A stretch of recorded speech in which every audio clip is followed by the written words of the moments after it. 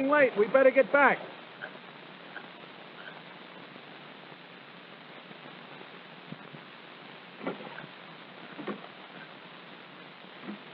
How's the can? Smell that coffee. You go on and tell the mother we're back. I'll bring the catch as soon as I clean it.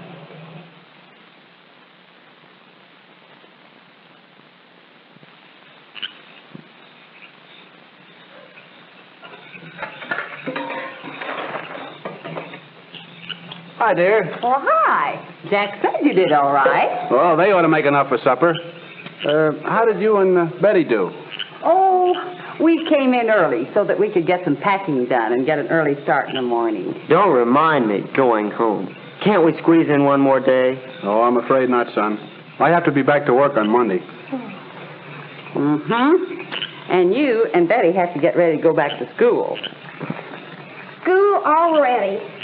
Gee, seems like the summer just started.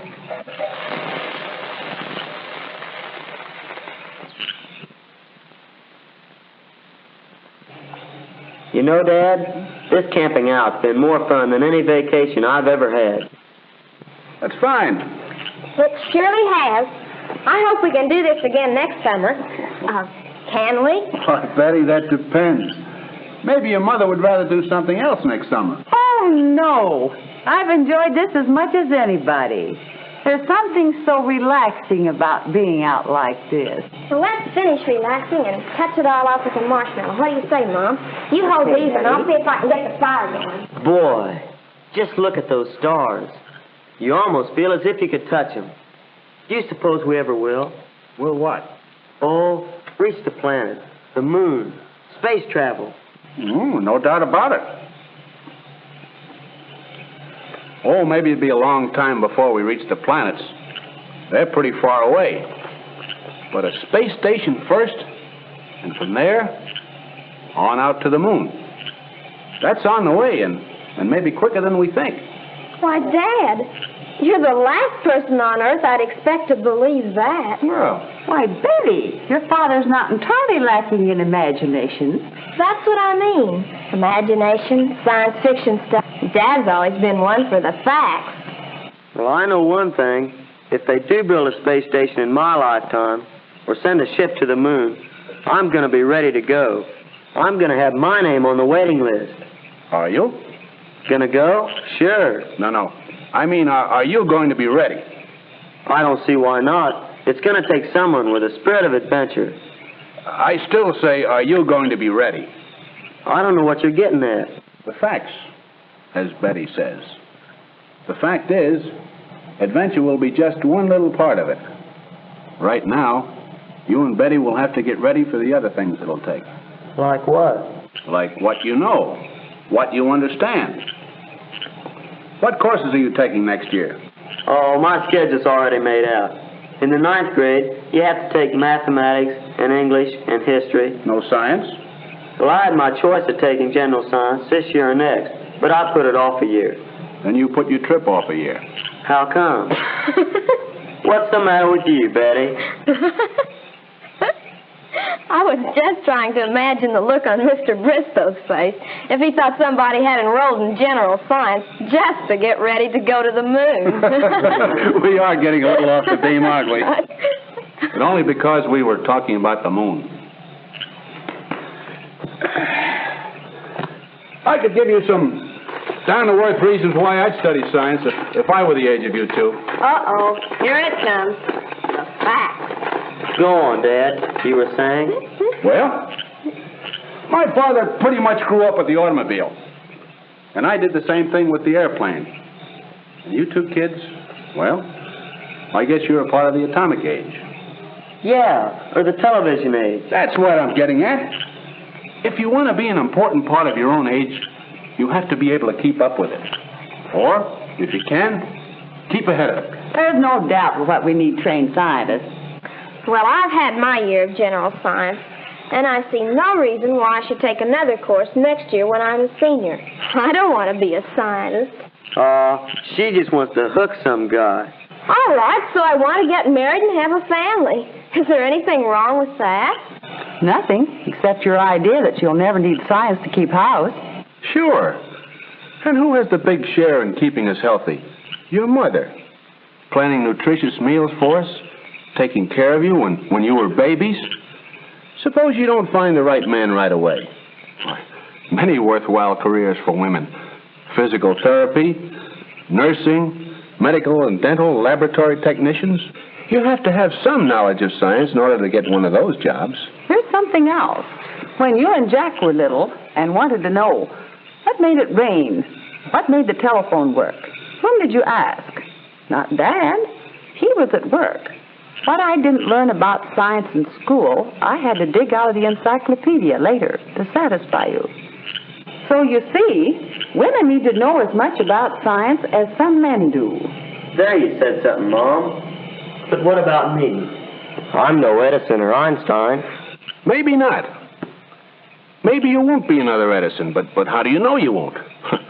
Edison may not have been a scientist when he was your age either. But the sciences, chemistry, biology, and physics all give you a chance to discover while you're still in school where your interests are. Maybe so, but won't there still be some jobs where you can get by without science? What if I turned out to be a big league pitcher or a concert violinist? That'll be the day. Whatever you work at, son, you're still a citizen with the power to vote.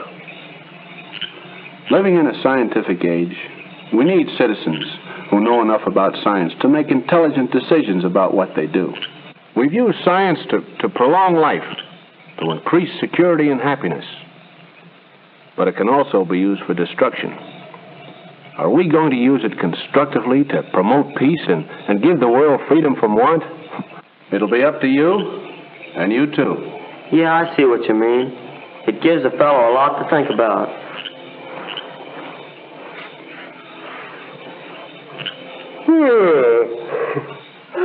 Me too. 5 o'clock's going to come awfully early. 5 o'clock? If we don't get started by then, we won't get home tomorrow night till after dark. I think we better all turn in. Aren't you two coming? I'll be there in a minute. Me too. Yes, Jack, the vacation will soon be over, and you'll be going back to school. You and Betty and thousands of other young people will get down to work in the business of preparing yourselves for the life ahead. And what good prospects the life ahead holds. You will live in finer homes than your forefathers ever dreamed of. You will travel in safety at speeds that would have staggered your grandfather's imagination. You will get to know the people of your world firsthand. 2 weeks in Paris. Overnight to Venice. These may be commonplace to you.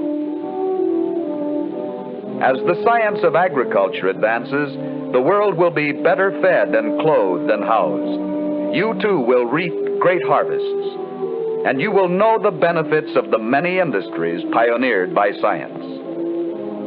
But along with the blessings of a scientific age, you will shoulder new and great responsibilities. You will have to learn all you can about today's technology so that you can do your share of the world's work. So that you can encourage research. So that you can heal the sick.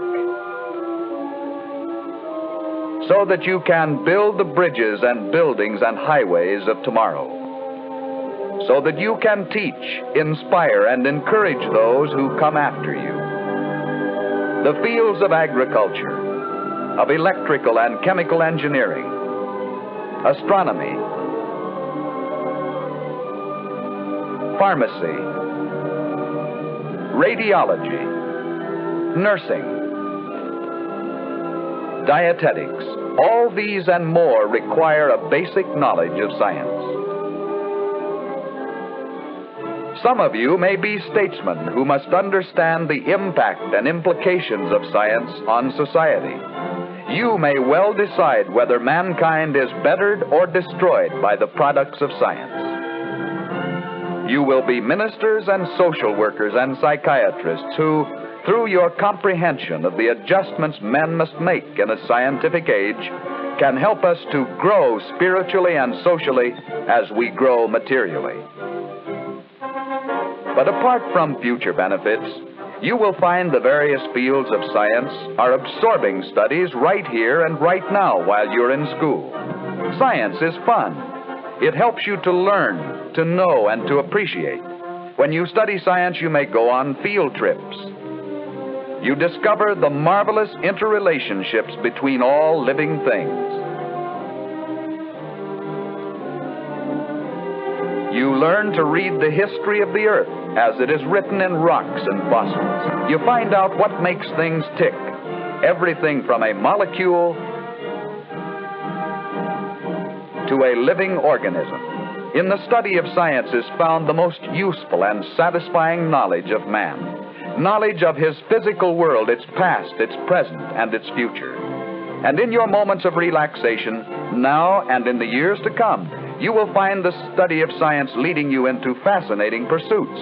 Photography, collecting. Why study science?